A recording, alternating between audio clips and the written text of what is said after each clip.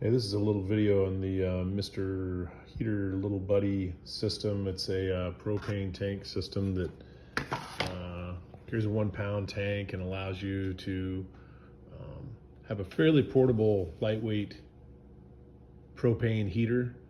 I've had this for a couple of years now. I had some troubles with it staying lit 2 years ago. Last year, took it out ice fishing, wouldn't light at all. So it will light. The pilot light will light. You hold it for your 30 seconds, and then it doesn't trip on. It just immediately shuts off. So I got to thinking that maybe, looked at some other videos, and this little gas valve here that runs to the pilot light, I thought maybe this was clogged. So I blew this thing out really good a couple of times, and it's on there pretty solid and looks pretty nice now. And I've got a good thick flame when I start it, but still I was having troubles with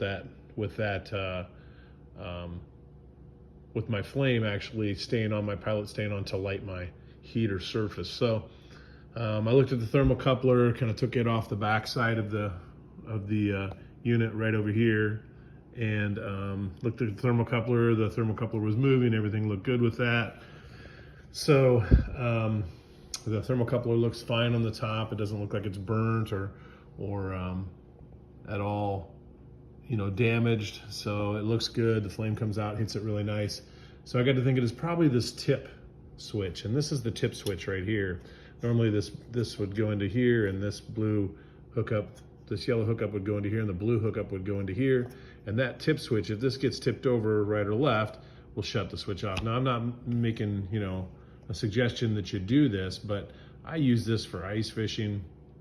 It's out on a lake inside of my pop-up. It's not something that it's coming in contact with surfaces that are going to cause problems. So if this thing tips over, and it's one of the things that's real pain is every time you go to move your bucket, every time you go to move your heater, it shuts off, and you got to restart your heater and stuff like that. Also, I use these in tower blinds every once in a while if it's just a little bit cold.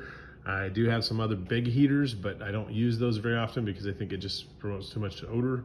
So what I did is I actually move these things around a lot, and I don't want to be in there clicking and banging around inside after this thing is lit and then goes off. So what I did is I just removed the tip switch, and I took this coming from the thermocoupler and going to the off switch, and I hooked these two guys together.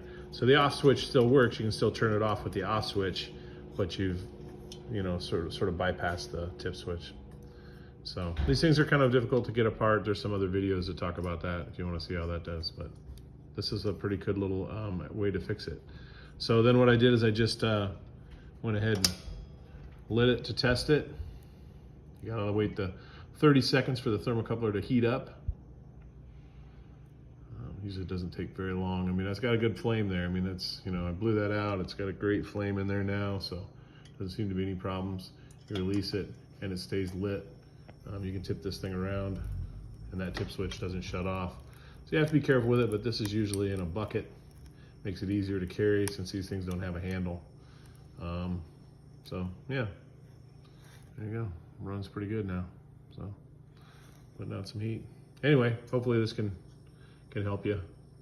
If you like the video, go ahead and like it. I don't put out a lot of videos, so no sense in subscribing, but you like the video if you like. There you go. Very good.